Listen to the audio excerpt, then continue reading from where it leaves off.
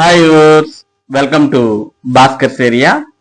ఆంధ్రప్రదేశ్ రాష్ట్రంలో విద్యుత్ శాఖలో ఖాళీలను త్వరలో భర్తీ చేయబోతున్నట్టు ఆంధ్రప్రదేశ్ మంత్రి గొట్టిపాటి తెలియజేయడం జరిగింది. దానికి సంబంధించిన పూర్తి సమాచారాన్ని మనం ఇక్కడ చూస్తూ ఉన్నాం.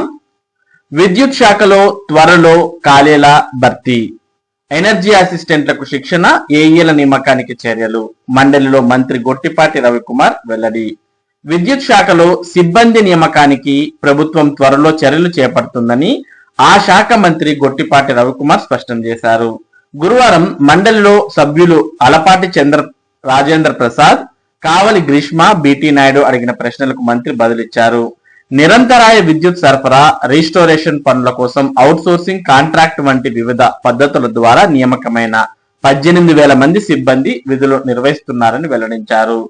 ఎనర్జీ అసిస్టెంట్లకు శిక్షణ, రాష్ట్ర వ్యాప్తంగా అందుబాటులో ఉన్న 5,580 మంది సచివాలయ ఎనర్జీ అసిస్టెంట్లకు విద్యుత్ శాఖ ఆధ్వర్యంలో శిక్షణ ఇస్తున్నామని తెలిపారు. విశాఖపట్నంలోని సెంటర్ ఆఫ్ ఎక్సలెన్స్ ద్వారా వీరికి శిక్షణ ఇచ్చి వారి సేవలను వినియోగించుకునే ప్రయత్నం చేస్తున్నామని అన్నారు. వీరంతా అందుబాటులోకి వస్తే 77% పైగా ఖాళీలు భర్తీ అయ్యే అవకాశం ఉందని అన్నారు. ఏఈల నియామక ప్రక్రియ కూడా త్వరలోనే ప్రారంభిస్తామని చెప్పారు.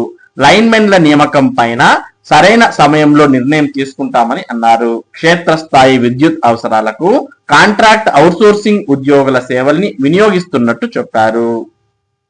8,000 కోట్లతో ఆర్డీఎస్ఎస్ పనులు, వినియోగదారులకు నాణ్యమైన నిరంతరాయం విద్యుత్ సరఫరా చేయడం కోసం 8,000 కోట్లతో ఆర్డీఎస్ఎస్ పనులు చేపట్టినట్టు మంత్రి గొట్టిపాటి పేర్కొన్నారు. ఫీడర్ లెవెల్ బైఫర్కేషన్ ద్వారా అగ్రికల్చర్ ఫీడర్లను వేరు చేస్తున్నామని చెప్పారు.